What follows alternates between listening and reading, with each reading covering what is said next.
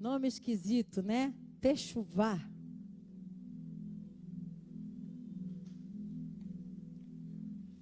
O Techuvá era uma festa em que os judeus, até hoje comemoram, eles se retiram por um tempo para se arrepender, para confessar seus pecados, para purificar a sua alma, purificar segundo a cultura deles. E nós sabemos que Jesus é aquele que nos purifica de todo pecado. Durante a Techuvá, eles usavam um pano de saco. Esse pano de saco ele não podia ser costurado à máquina, ele tinha que ser costurado à mão, e ele tinha que ser feito de pele de um cordeiro. E nós sabemos que o nosso cordeiro é Jesus, não é verdade? E quem costurou ele, costurou a mão, que foi o Pai. O Pai o ressuscitou dentre os mortos. Então, nós estamos vestidos do cordeiro nessa noite. Aleluia! Amém? Glória a Deus. Então, era costume, um tempo de consagração e de jejum. Mordecai ou Mardoqueu fez isso para que Esther pudesse ir na presença do rei. Lembra que nós falamos sobre isso domingo? Quem estava aqui domingo? 5 da tarde, só meia dúzia de mulheres. As outras pessoas foram das 7h30 ou de manhã. Nós temos, ou vieram de outras igrejas. Mas para fazer um resumo, Mordecai, ou Mardoqueu, ele ficou na beira do palácio, nas escadas, orando e jejuando, para que houvesse um grande livramento para o povo judeu. Era muito compatível com o costume da Techuvá e do arrependimento. Junto com o costume da Techuvá e do arrependimento, tinha um outro costume que é o do mikvah. O mikvah era o ritual que as mulheres faziam pós-menstruação. Desculpa os homens que estão aqui, não gostam de ouvir falar disso, mas os que são pais e compram aqueles fardos de absorvente para suas filhas ou mães, esposas, não tem o menor problema com isso. Mas as mulheres passavam os dias do seu período e depois elas iam para o mikvah, que era o lugar onde elas se banhavam, tipo um spa. E daqueles dias elas saíam cheirosas e todas perfumadas e banhadas, assim como a rainha Esther fez por muitos meses. Então, a água é a palavra, o nosso mikvah é a palavra de Deus. É uma das tipologias para a palavra. Água. Daí vem o batismo. Olha que coisa engraçada. João Batista, ele andava vestido de quê? De pano de saco, de roupa esquisita. Comia uma erva chamada gafanhoto. Não era o gafanhoto bicho, tá? E ele tinha o costume de se banhar muitas vezes. Por isso o Batista. João o que bati, porque era o símbolo de sepultar os pecados, a sujeira, o passado e ressuscitar para uma nova vida. Olha como é que a Bíblia é rica de tipologias. A gente faz as coisas, não sabe por que faz. Sepultados com Cristo o batismo. Sim. Batismo, ele serve como sinal para o mundo espiritual de que você sepultou uma vida passada e nasceu para uma vida nova. Escola dominical que tu não veio. Mas esse era um costume judaico e também romano, que tinha as casas de banho, onde eles aqueciam as águas. Aí as piscinas aquecidas tem a ver com os romanos. Já é outra aula de história. Os romanos é que inventaram essa coisa de aquecer água. Né? Mas os judeus não, porque já era muito calor mesmo lá perto do Mar Morto. Então, eles tinham ali, entre os essênios, o costume de tomar vários banhos. Eu não sei por que os brasileiros tomam 3 banhos por dia, né? Lá em casa é meio assim. Aí não? O negócio de 2 banhos por dia. Não? Quantos banhos você toma por dia, irmão? Vai uma bala house aí.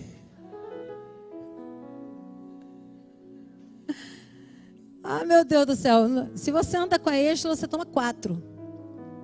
Né? Que a Êxtala toma um antes de dormir, toma outro banho quando ela acorda. Se ela for sair para cantar, ela toma um banho. Quando ela volta, ela toma outro. Na hora de botar o pijama, ela toma outro. São 5.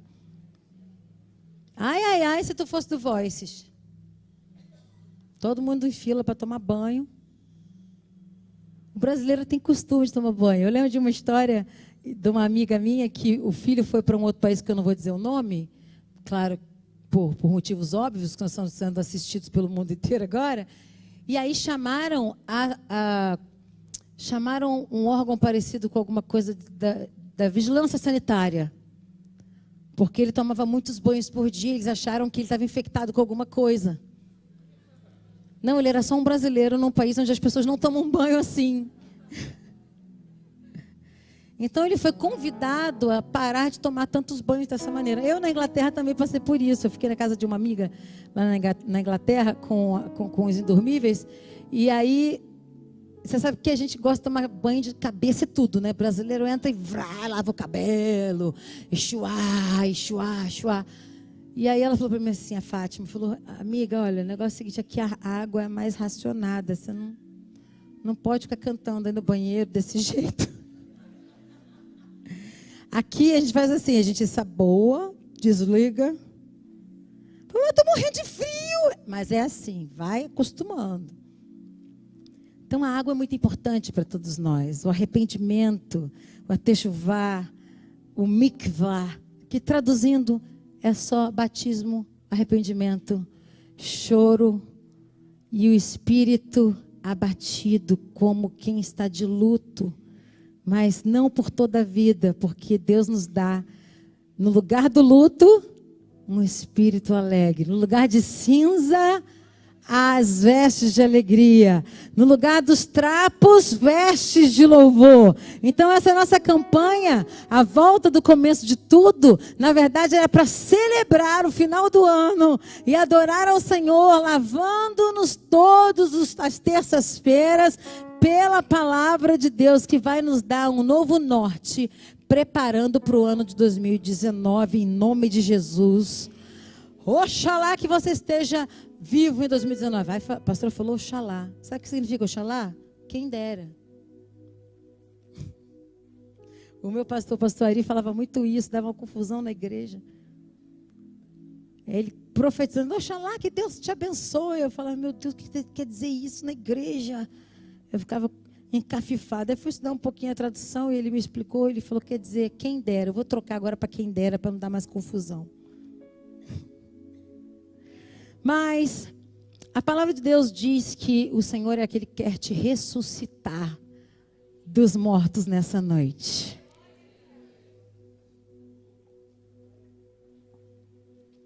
A palavra de Deus diz que Deus não quer se esquecer de nenhum dos seus mandamentos, nenhum dos seus sonhos. A palavra de Deus diz que aquilo que Ele planejou para você esse ano, nenhuma das palavras que Ele planejou para você, nenhuma das promessas que Ele fez para você esse ano vai cair por terra, mas Ele é o Senhor que cumpre o que diz. Porque se não aconteceu é porque não foi Ele que disse, mas se Ele falou, minha querida, meu querido, vai acontecer. Pode levantar o inferno, pode levantar o diabo, com toda a sua renca, não vai impedir o que Deus quer te dar. Tudo que você precisa fazer é voltar ao início de tudo. Já viu que tudo de Deus é condicionado? Eu quero fazer, se você quiser. Hoje de manhã eu estava orando, eu falei, Deus, eu preciso de um milagre, mas eu não tenho quem me ajude. Aí Deus falou comigo, você está igual o aleijado do tanque de Betesda, porque Jesus estava na frente dele e ele estava esperando por um mover que acontecia de 30 em 30 anos.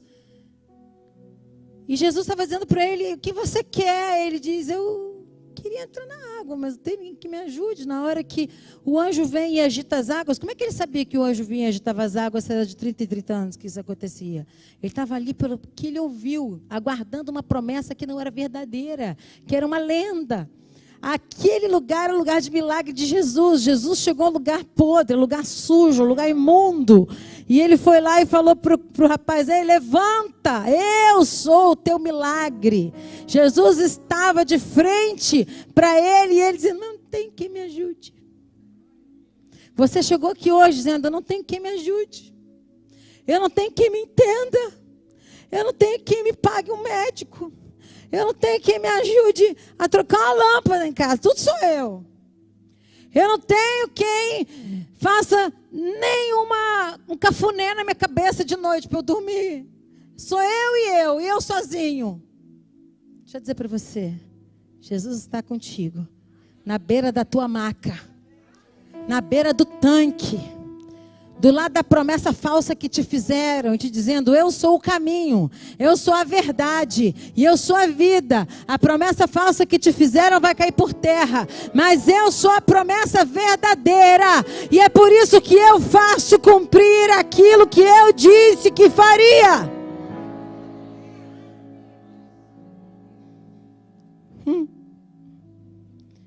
Mas lá em Marcos capítulo 16, Jesus está sepultado. Abre lá a Bíblia comigo.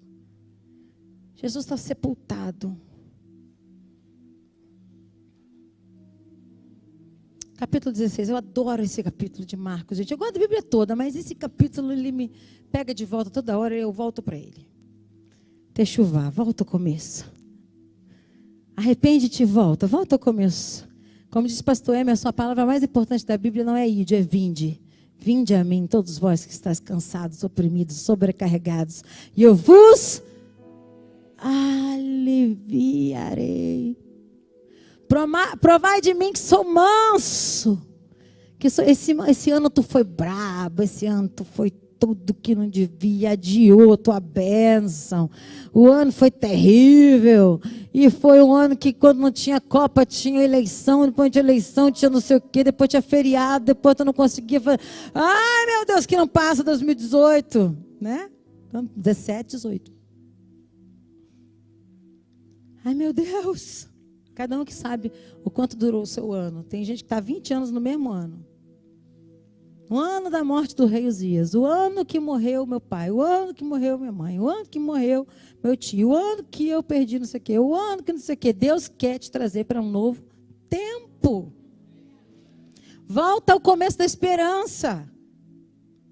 Como assim com Jesus sepultado, né? Vamos ler. Quando terminou o sábado, Maria Madalena, Salomé e Maria, mãe de Tiago, compraram especiarias aromáticas para ungir o corpo de Jesus. Estavam bem atrasadinhas ela, né? Ele já estava até sepultado. Normalmente se prepara todo o envelopamento do devido defunto anteriormente, culturalmente. Ele não foi atado, como disse o pastor Emerson, ele foi enrolado em lençóis. Mas isso é costume até no Rio. Eu tenho uma tia que adorava jogar uma alfazema no morto. Não vou contar o nome dela não, tá, mãe? Pode ficar tranquila. É bem séria, para não rir. Porque é a irmã dela. Lembrou? Mas eu também faço a mesma coisa. Eu jogo tem uma coisa esquisita, tem uma alfazema em casa. Quem tem uma alfazema em casa? Aquela alfazema da vovó. Não resolve tudo aquilo? O vômito da criança, o xixi do cachorro, tudo que acontece na casa, você está com a alfazema, resolveu. É melhor que a Jax. Pronto, vendi a alfazema.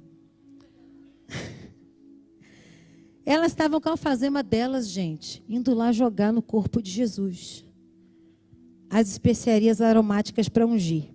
No primeiro dia da semana, bem cedo ao nascer do sol, elas se dirigiram ao sepulcro e perguntando umas às outras, quem removerá para nós a pedra da entrada do sepulcro? Gente, tem que ser mulher para ir parar no cemitério e ainda abrir uma sepultura cheia de perfume na mão. Que ideia mais esquisita, que cultura mais estranha. Aqui você seria preso por violar uma sepultura, mas lá na cultura delas, elas estavam fazendo o que deviam fazer. Mas quando foram verificar, viram que a pedra, que era muito grande, havia sido removida. Entrando no sepulcro, viram um jovem vestido de roupas brancas, assentado à direita, e ficaram amedrontadas. Não tenham medo, disse ele. Vocês estão procurando Jesus, o Nazareno, que foi crucificado, mas ele ressuscitou e não está aqui. Vejam o lugar onde haviam posto. Vão e digam aos discípulos dele e a Pedro: ele está indo adiante de vocês para a Galileia, e lá vocês o verão, como ele lhes disse. Tremendo e assustadas, já estavam no cemitério, indo violar a sepultura. Deram de cara com um ser transcendente, brilhoso, que o outro evangelho vai dizer que foi o próprio Cristo. Lembra que eu falei dos sinópticos? Que cada um é uma câmera diferente, que você consegue olhar por vários ângulos e entender a história como se fosse um filme correndo. Deus é cineasta, gente. Aqui está só escrito, é só filmar o roteiro.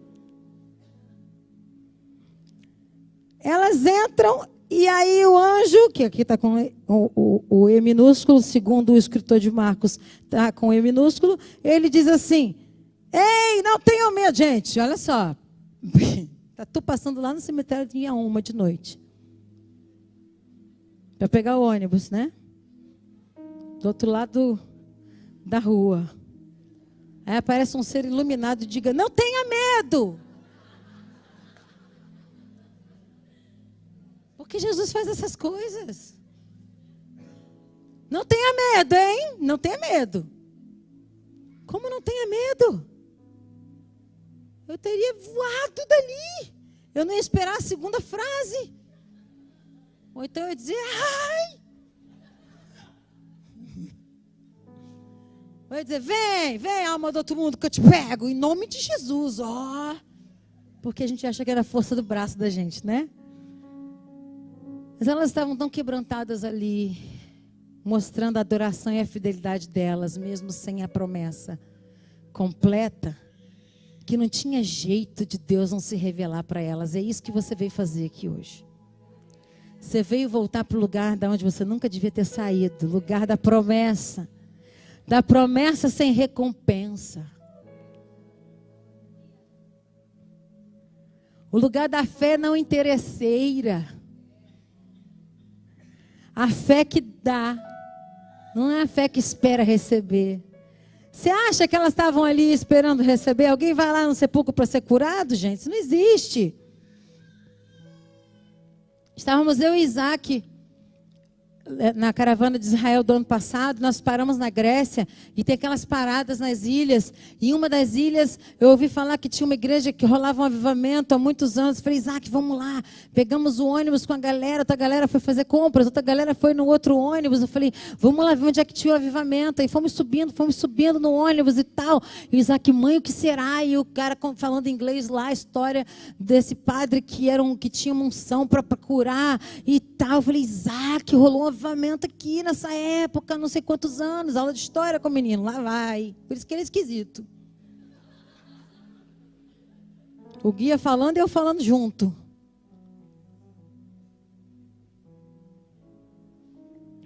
Aí de repente nós fomos passando. E aí eu olhava uma montanha e tinha uma igrejinha. Aí o guia falava, olha, aquela igrejinha ali, as pessoas se reuniam esperando para serem curadas. Aquela outra ali na montanha, parecia que o juramento, sabe, gente? Mas só que eram igrejinhas, não eram casas, eram várias igrejinhas. Não tantas casas quanto no juramento, mas como se fossem as igrejas do juramento. Imagina o juramento todo, sem casa, só com as igrejas. Era assim. Eu falei, Isaac, igual no Rio, Isaac, olha lá. Devia haver muita gente aqui. E continuamos subindo no ônibus, e o guia contando a história dos milagres. E a gente chegou lá em cima cheio do Espírito Santo. Eu e Isaac no Morreteté. Rabachaias. Aleluia. O povo era curado. O povo, ai, que maravilha. E tinha lá um convento. Um convento não, tinha lá quando não é de mulheres, é um monastério. E a igreja estava em obras. Aí o Isaac pegou o celular e falou, uau, deixa eu filmar isso aqui, era aqui que rolava os milagres. Aí nós fomos ouvindo um som. E era um coral gregoriano lindo, sabe? Isaac se amarra nessas coisas. Falei, Isaac, são jovens cantando, eles estavam lá vestidos assim com a bata de canto gregoriano e cantando e tal. Isaac, uau. Eles são todos jovens, vieram para cá buscar Deus, então no canto gregoriano, rapaz, que coisa maravilhosa, e aleluia, glória a Deus. Aí fomos entrando na igreja, o Isaac olhou e falou, ih, cheiro de morte aqui, né, mãe? Esquisito aqui. Falei, ué, mas a história que contaram toda no caminho pra gente, não era pra gente chegar aqui e tomar poder? Ele, não tem mais nada aqui, mãe. Falei, não é possível, vamos lá dentro. Eu sabia que não tinha, né? Eu fui na experiência mostrar para ele lá. Quando nós chegamos, tinha um chororô numa sala.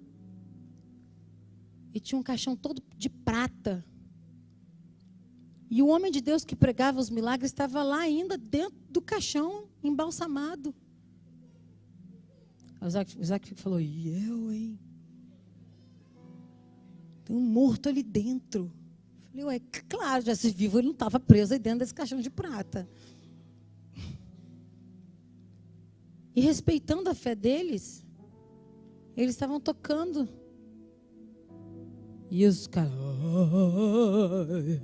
cantando. E era bonito o cântico.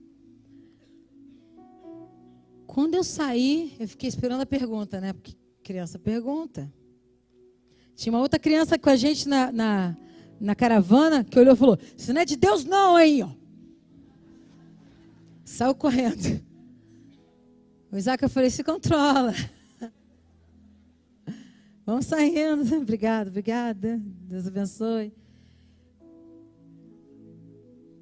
Aí o Isaac, mãe, há quantos anos ele morreu? Eu falei, uns 300 anos, 200 por aí. Mãe, eles estão achando que um cara morto vai curar eles. Tadinho deles. Começou a chorar. Eu falei, menino, calma. Eles creem no cara morto, meu Deus do céu. Cadê o avivamento? Eu falei, estraguei o garoto de festa. Por que eu trouxe o menino? Bem que eu devia ter ouvido o pai dele, que estava lá embaixo comendo camarão. Cadê? Trocou o tecladista, eu não vi direito. Quando eu desci, estava o Emerson assim. Então, nada a declarar. Pai, eles estavam segurando o caixão. Aí o Emerson me olhou com aquela cara e disse assim, Fernanda. Ele tinha que ter experiência de ver que o morto não podia fazer nada por ele, só Jesus, ué. Aí ele, pai, eu subi num caminho que teve um avivamento, power. O cara era o máximo. E ele orava e todo mundo era curado. Mas quando eu cheguei lá, o cara estava morto há não sei quantos anos. E estava todo mundo com a mão lá. Parecia que ele tinha morrido há 15 minutos. Porque as pessoas choravam e se rasgavam. E a igreja estava toda reformando. E eles entravam lá no sepulcro dele. E ficavam botando a mão lá para serem curadas. Coitados. O que o morto pode fazer por ele? Nada. Porque ninguém disse para eles que só Jesus é que salva. Porque ninguém disse para eles que só Jesus que cura. Só Jesus que liberta. Aí o Isaac, eles são tão jovens, eles estão lá lendo a Bíblia sem parar, por que eles não entendem que não tem mais avivamento ali? Falei, essa era a pergunta.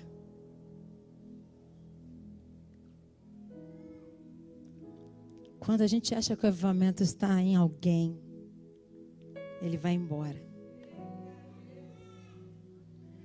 Quando a gente acha que é dono da nuvem e do mover, que nós vamos riscar o fósforo no mundo e vamos descobrir a última Coca-Cola do deserto e que seremos e faremos, lá.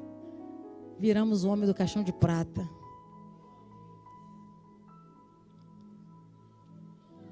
O meu chamado para você nessa terça profética é voltar ao começo do evangelho, que é preciso arrependimento e confissão de pecados. Não há avivamento sem confissão de pecados. Não há avivamento sem oração. Não há avivamento com vida dupla, irmã querida. Um dia está na rave, no outro dia está no monte. Eu não entendo isso, gente. Me dá um nó aqui na cabeça. Não estou te julgando, não, tá? É para mim essa palavra. Para mim que não serve. Porque eu quero o batismo, eu quero a tejuvá, eu quero o vikma, eu quero a água, eu quero ser lavada, eu quero encontrar o homem ressurreto que diz, não temas, eu estou vivo, Eu quero andar com o cara que saiu do túmulo. Eu não quero andar com o cara que está no túmulo. Eu quero andar com Jesus ressuscitado. Eu quero andar com aquele que eu posso misturar a minha mão com a mão dele e tocar nos buracos das mãos dele e nos furos dos pés e no lado rasgado. Eu quero Jesus que voltará a qualquer momento. Esse que eu quero. Eu não quero ficar passando a mão em coisas que foram santas, esperando me santificar. Não, eu quero o santo de Israel, Jesus. O Cristo, o ungido. E só tem um jeito. Lembra aquele evangelho que a gente ouvia falar, que existia? Que aquele que pecava não peca mais. Que aquele que adulterava não adultera mais. Que aquele que roubava não rouba mais. Que aquele que assaltava não assalta mais. Que aquele que mentia não mente. Lembra de... Lá.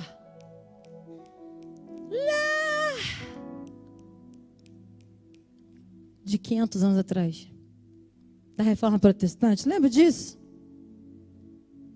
Que você só tem uma vida para viver e é essa. E é nessa que você vai mudar. E é nessa que você vai ser batizado. E é nessa que você vai ser transformado. E é nessa que Deus vai cumprir o que te prometeu. E é nessa que Ele vai trocar suas vestes como fez. Tirou de Vasti e botou em Raquel. Botou em Ruth. Em Esther. A pessoa misturando os personagens, gente. Coisa fernandice. Sabe o que diz Apocalipse? Apocalipse diz que o noivo virá. E vai trocar, vai dar a roupa dele para a noiva. Isso significa que nunca mais haverá maldição. Não haverá enfermidade. Confronta, né? Dá até sono essa palavra, né? A gente assim, ó. Sabe por quê? Porque vai ter que dar trabalho mudar. Dá trabalho decidir mudar. Dá trabalho. Tem que jogar coisa fora. Tem que apagar número de telefone de gente do WhatsApp. Tem que bloquear a gente. Tem que dar um follow no Instagram. Dá trabalho, é chato. Gostoso é ficar agarrado com caixão de prata.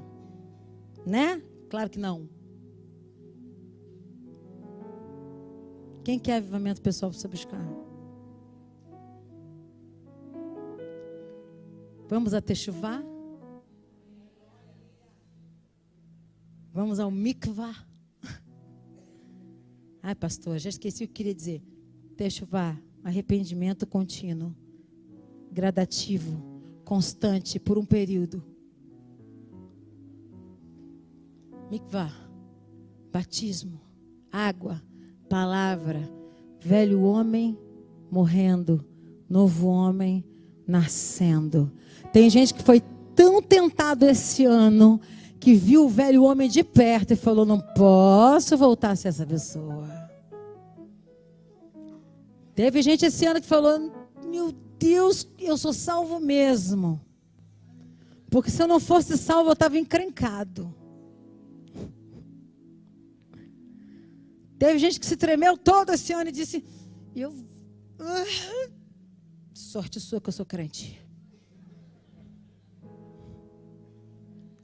Teve gente que teve certeza da salvação esse ano. Porque podia ter escolhido o mal, mas escolheu o bem. Porque podia ter escolhido as veredas antigas, mas decidiu abandonar as veredas antigas para sempre e vir à casa do pão. Deixa eu te falar, toda terça profética vai ser a casa do pão para você. Eu quero começar hoje uma sequência de 7 terças-feiras, ou até que Deus responda. Eu quero que você agora... Eu não sei se você tem um papel, se você... Seria bom se você tivesse um papel. Quem quiser escrever e botar aqui no altar, pode. Eu quero que você escreva o que está morto na sua vida.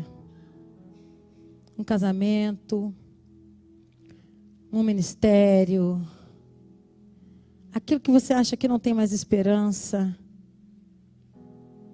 mas você continua crendo contra a morte.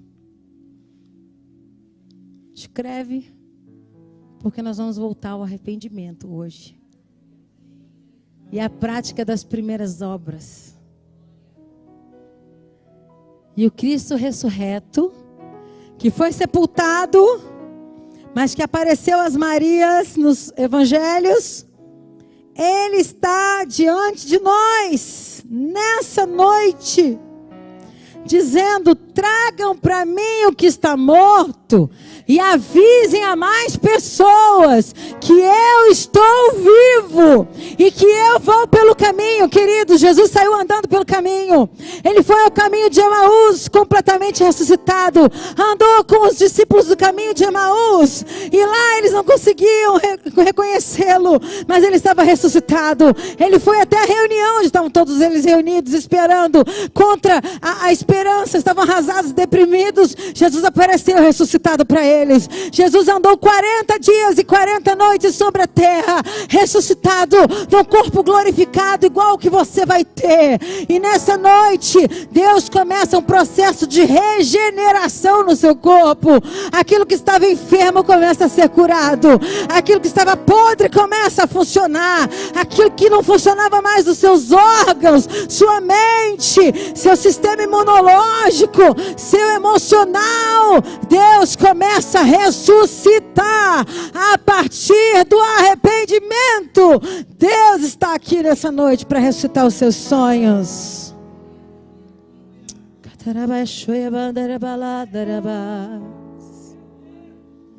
Tocou-me, Jesus tocou-me, de paz Ele encheu meu coração.